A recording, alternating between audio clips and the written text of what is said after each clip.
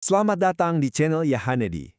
People sometimes say history is like a bunch of boring old dates, but I promise you, belajar sejarah itu menyenangkan. Yep, learning history is actually super fun. And today, we're gonna uncover the story of an incredible superpower that pretty much nobody talks about, but once ruled the seas. Okay, let's kick things off with a quick question for you. When you think of the biggest, baddest, most powerful kingdom in all of Indonesian history, what's the first name that pops into your head? Go ahead, drop it in the comments below. I really want to see what you guys think. Okay, I'm going to guess a lot of you wrote Majapahit, right? And that's a great answer. But what if I told you there was another empire, a huge maritime powerhouse that was so massive it was somehow completely forgotten for hundreds of years? I'm serious. Historians only really started piecing its story together in the 1920s. How does an empire that big just disappear from history? Let's get into it. To solve that mystery, we've got to go all the way back to the beginning. So let's dive into Part 1, the birth of a maritime giant. Where did this powerhouse even come from? First of all, can we just talk about their name? Sriwijaya. It comes from two old Malay words, Sri, which means glowing or glorious, and Vijaya, which means victory. So their name literally means the glowing victory. How epic is that? They were basically calling their shot from day one. So how do we know they were real? Well, the first little hints and records of Sriwijaya pop up around the year 671. But the smoking gun, the thing that proves it all, is basically their official birth certificate.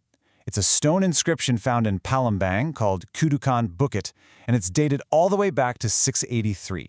And check this out. This inscription gives us a peek into just how ambitious they were.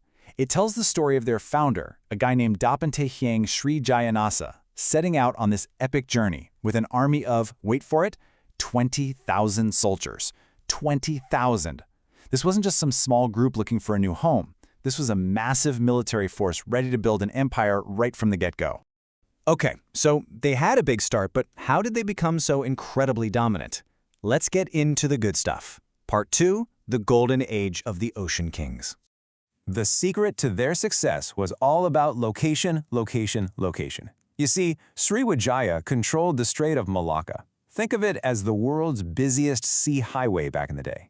If you were a trader in, say, China, and you wanted to sell your stuff in India or the Middle East, you had to go through their turf. They literally owned the sea toll road of the ancient world. And you know what happens when you control the main highway? You get rich. Really, really rich. They were sending out all sorts of valuable stuff like spices, rare woods, and camphor. And in return, all the coolest luxury goods were flowing in. We're talking beautiful porcelain and silk from China, precious metals. They were the ultimate middlemen, and business was booming. And hey, don't just take my word for it. We have actual historical texts, just like this one, that list out all the things they were trading. This is real proof that they were a true global center of commerce. All that money, of course, translated into massive power. Just look at how far their influence stretched. We're not just talking about their home base in Sumatra. Their power reached all the way up the Malay Peninsula into parts of Java, Borneo, and even pushed into areas of modern-day Cambodia and Vietnam. They were the undisputed kings of the sea in Southeast Asia. And it wasn't just about having a big army or lots of gold. They were also highly respected. A Chinese monk named Ai Tsing actually lived and studied there, and he wrote that tons of other kings in the region were loyal to Sriwijaya. He said it was also a world-class center for studying Buddhism, attracting smart people from all over Asia. So, they were rich, powerful, and respected. They seemed completely unbeatable. But you know how these stories go. Every great empire has its turning point. Let's move on to Part 3, the turning point and the fall. And boy, was this one a doozy. The plot twist came in the year 1025, and it was a total shock. A rival kingdom from India, called the Chola Kingdom, launched a gigantic surprise attack from the sea. They just blitzed through the Strait of Malacca, destroyed Sriwijaya's most important ports, and even captured the king. It was a devastating blow, and honestly, they never fully bounced back from it. But it wasn't just that one attack that did them in. It was more like a perfect storm of problems. That invasion weakened them, which allowed new rival kingdoms to pop up and challenge them. On top of that, international trade routes started to change, and the craziest part, nature itself turned against them. The main river leading to their capital, the Musi River, started to fill up with silt and mud, making it too shallow for big ships to pass.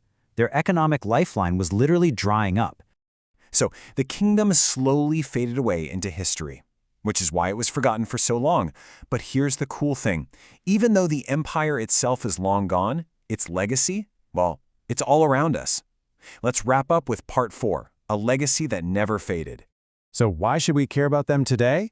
Well, for starters, the language they spoke, Old Malay, is the direct ancestor of modern Indonesian. They also left behind these incredible, beautiful temples that you can still go visit. They're a huge symbol of Indonesia's amazing maritime history and a source of national pride. Even famous cultural traditions, like the Gending Sriwijaya dance from Palembang, are inspired by the glory of this lost empire. Which brings us to our last big question. When you look at their amazing story, this incredible rise to power, and then their slow fade into obscurity, what do you think is the biggest lesson we can learn from them? I really want to know what you think, so share your ideas down in the comments below. Thank you so much for hanging out with me and exploring this forgotten superpower. And hey, make sure you hit that subscribe button for Yanity so you don't miss our next adventure into history. I'll see you in the next one.